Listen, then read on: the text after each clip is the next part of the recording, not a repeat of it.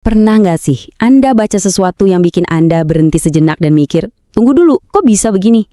Nah, hari ini kita bakal ngebahas salah satu momen tunggu apa terbesar di dalam Alkitab.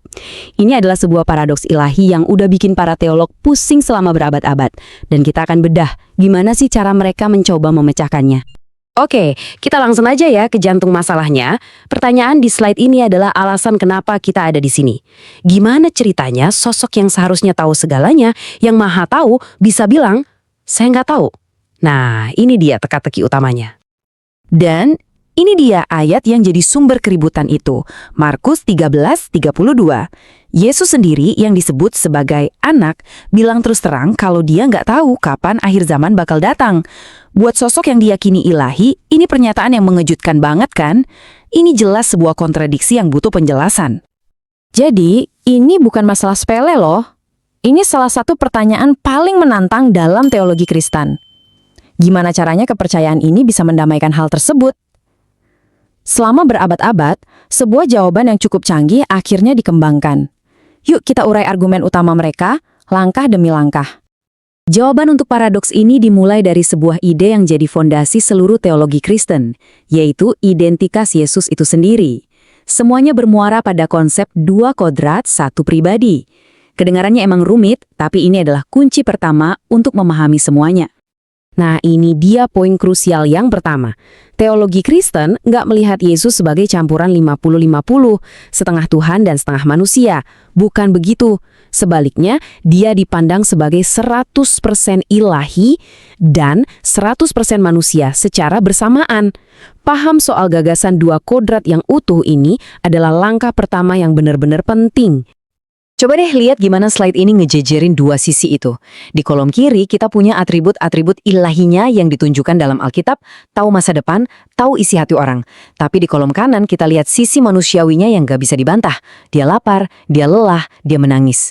Para teolog berpendapat kalau pernyataan tidak tahu di Markus 13:32 itu pas banget masuk ke kolom kanan ini. Itu adalah ekspresi dari kodrat manusianya yang sejati. Dan konsep ini punya nama yang keren, kesatuan hipostatik. Ini sebenarnya cuma istilah teologis resmi aja buat gagasan bahwa dua kuadrat penuh, ilahi dan manusia, bersatu dalam satu pribadi Yesus, tanpa pernah tercampur atau saling menghilangkan satu sama lain. Jadi nih, dengan pemahaman kesatuan hipostatik ini, pernyataan di Markus 13:32 mulai kelihatan masuk akal dalam kerangka teologis ini. Argumennya jadi begini, ketika Yesus bilang, anak pun tidak tahu, dia itu lagi berbicara dari perspektif kemanusiaannya yang sejati dan terbatas. Tapi, itu kan jadi mancing pertanyaan berikutnya ya nggak? Kenapa? Kenapa sosok yang punya kodrat ilahi memilih untuk beroperasi dengan keterbatasan manusia? Nah, jawabannya membawa kita ke lapisan argumen yang kedua. Sebuah ide yang saya suka banget yang digambarkan sebagai raja yang menyamar. Jawabannya ada di sebuah konsep yang disebut kenosis. Ini kata dari bahasa Yunani yang artinya mengosongkan diri. Dan ini penting banget. Para teolog bilang ini bukan berarti Yesus berhenti jadi Tuhan. Sama sekali bukan. Tapi ini artinya dia secara sukarela memilih untuk nggak menggunakan hak-hak istimewa dan kekuatan ilahinya selama dia di bumi untuk ngejalanin misinya. Analogi raja yang nyamar ini, seperti yang bisa Anda lihat di sini, adalah cara yang pas banget buat memahaminya. Coba deh bayangin, seorang raja nggak bakal berhenti jadi raja cuma karena dia pakai baju biasa dan jalan-jalan di antara rakyatnya kan? Kekuasaannya tetap ada, dia cuma memilih untuk nggak menunjukkannya aja. Nah, inilah gambaran yang dipakai teologi buat ngejelasin kenosisnya Yesus. Oke, jadi kita udah punya dua kodrat dan kenosis. Ada satu kepingan puzzle terakhir nih, dan ini semua tentang perang dan wewenang. Argumennya adalah, bahkan kalaupun Yesus tahu jawabannya, mungkin emang bukan misinya untuk mengungkapkannya. Ini tuh bedanya antara tahu sesuatu dan punya wewenang buat ngomongin itu.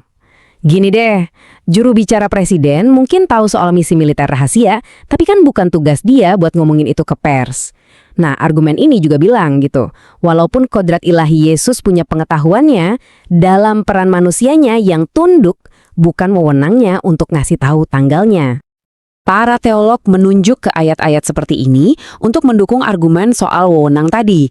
Kalau seperti yang Yesus katakan, segala sesuatu yang Bapa punya adalah aku punya, maka secara logika itu termasuk pengetahuan dong.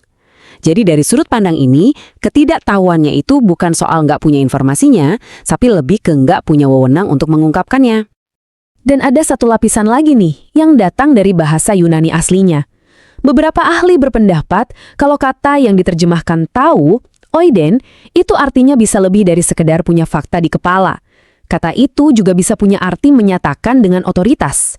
Jadi, waktu Yesus bilang dia nggak oiden, mungkin dia bukan bilang saya nggak punya infonya, tapi lebih ke bukan wewenang saya untuk menyatakannya. Oke, kita udah ngebahas 3 ide besar, 2 kodrat, kenosis, dan otoritas fungsional. Sekarang, ayo kita satuin semua potongan puzzle ini dan lihat gimana semuanya membentuk jawaban Kristen yang utuh atas paradoks di Markus 13:32. Jadi, begini alur logikanya, seperti yang ditunjukkan di sini. Langkah 1, terima kalau Yesus punya 2 kodrat, ilahi dan manusia. Langkah 2, pahami bahwa lewat genosis, dia secara sukarela membatasi penggunaan atribut ilahinya. Langkah 3, lihat pernyataan tidak tahu itu sebagai ucapan dari perspektif manusianya yang terbatas. Dan ini membawa kita ke langkah 4, kesimpulannya bukan berarti keilahiannya berkurang, tapi justru kemanusiaannya itu benar-benar nyata. Jadi, pada akhirnya, kerangka Kristen ini mengubah apa yang tadinya kelihatan kayak kontradiksi jadi sebuah penegasan.